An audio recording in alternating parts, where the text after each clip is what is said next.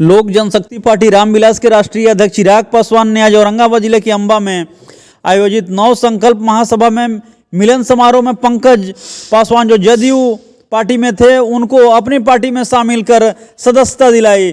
इस अवसर पर चिराग ने बताया कि लोजपा रामविलास का स्ट्राइक रेट 100% है और बिहार फर्स्ट बिहारी फर्स्ट के विजन के साथ पार्टी विधानसभा चुनाव में मजबूती से उतरेगी और पंकज पासवान और पार्टी के लोगों से अच्छे तालमेल के साथ इसे मजबूती प्रदान करेंगे और नए नए अच्छे लोगों का जुड़ाव पार्टी में होता रहेगा जो बिहार के विकास की दिशा में सकारात्मक योगदान देंगे। श्री पासवान ने पार्टी के कार्यकर्ताओं से अपील की है कि आप आगामी विधानसभा चुनाव के लिए पूरी तरीके से तैयार रहें और पार्टी की जीत दिलाने के लिए अपनी पूरी ताकत लगाएं ताकि 100% स्ट्राइक रेट बरकरार रहे। बातचीत के सिलसिले में उन्होंने राजद के सुप्रीमो लालू प्रसाद को जमकर घेरा। उन्हें बताया कि जिस प्रकार वे अपनी भाषा का प्रयोग कर रहे हैं वे कहीं से उचित नहीं है। हार की बौखलाहट के कारण वे लगातार ऐसा कर रहे हैं और लगातार उनकी पार्टी जो है लगातार नीचे जा रही है। देखिए, वन नेशन वन इलेक्शन हमारे देश के लिए कितना जरूरी है, इसका महत्व संविधान के निर्माताओं ने भी समझा। तभी शुरू में जब देश आज़ाद हुआ तो देश भर में एक साथ ही चुनाव कराने की व्यवस्था बनाई गई और ये लगभग 1-1.5 दशक तक ऐसे ही चला।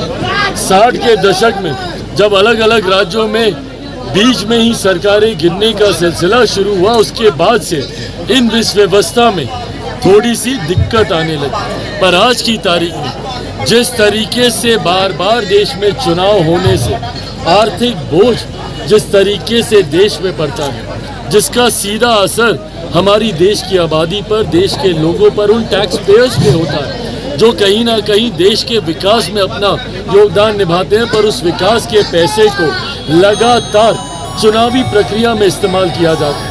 अभी भी आप देख लीजिए, 5-6 महीने पहले लोकसभा के चुनाव हुए, उसके ठीक बाद हरियाणा और जम्मू कश्मीर के चुनाव, उसके बाद झारखंड और महाराष्ट्र के चुनाव, आज हम लोग दिल्ली के चुनाव की तैयारी कर रहे हैं, उसके बाद बिहार के चुनाव, फिर असम के चुनाव।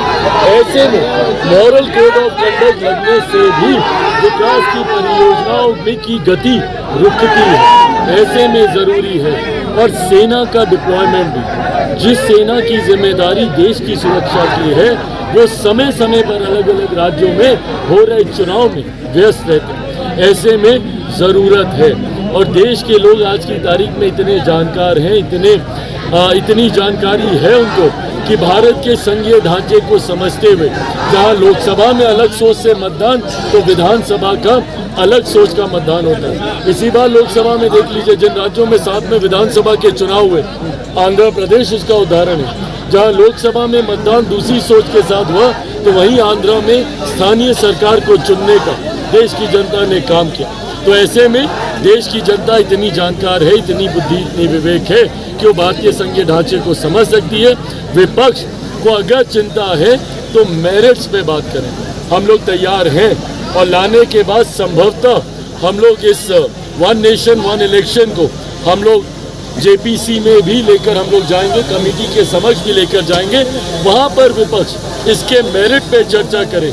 विरोध सिर्फ इसलिए कि नरेंद्र मोदी लेकर आ रहे हैं, विरोध करना है, ये कतई जायज़ और उचित नहीं है। चिराग जी, एक सवाल ये, युवाओं के प्रतिनिधि हैं, कल जिस तरीके से छात्रों पर जो है लाठीचार्ज, क्या कहेंगे? लगातार ये गलत है पूरी तरीके से, और जिस तरीके से पटना डीएम के द्वारा वहाँ पे हिंसा का इस्तेमाल किया गया, छात्रों को मारा गया, ये कतई जायज़ नहीं है। इसकी मेरी पार्टी पूरी निंदा करती है और हम लोग यह आग्रह करते हैं कि इसकी जांच होनी चाहिए।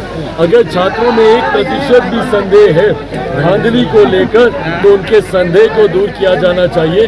छात्रों के भविष्य के साथ खिलवाड़ कतई लोक जनशक्ति पार्टी रामविलास बर्दाश्त नहीं करेगी, क्योंकि ये लोग कभी जनता के बीच जाते नहीं हैं। ये लोग अपने घर के दरवाजे भी बिहार की जनता के लिए बंद करके रखते हैं। तो ऐसे में क्यों मुख्यमंत्री जा रहे हैं, इस बात से विपक्ष घबराया हुआ है। तभी राजद के राष्ट्रीय अध्यक्ष ने तो ऐसी अशोभनीय बात कर दी महिलाओं को लेकर जिसकी हम लोग कल्पना भी नहीं कर सकते। वो हम सब के लिए आदरणीय है। आदरणीय लालू जी वो इस तरीके की बातें कर रहे हैं मुख्यमंत्री को लेकर। आप मुख्यमंत्री से सहमत असहमत हो सकते हैं, पर ऐसी निंदनीय भाषा की सहमति कोई आपको नहीं देता है। और ये बौखलाहट है क्योंकि उपचुनाव में जिस तरीके से चारों सीट पर ये लोग हारे हैं और एनडीए का 100% स्ट्राइक रेट रहा है, उससे घबरा कर इनको परिणाम 2025 के भी अब दिखाई दे रहे हैं। उस घबराहट की वजह से इस तरीके की बातें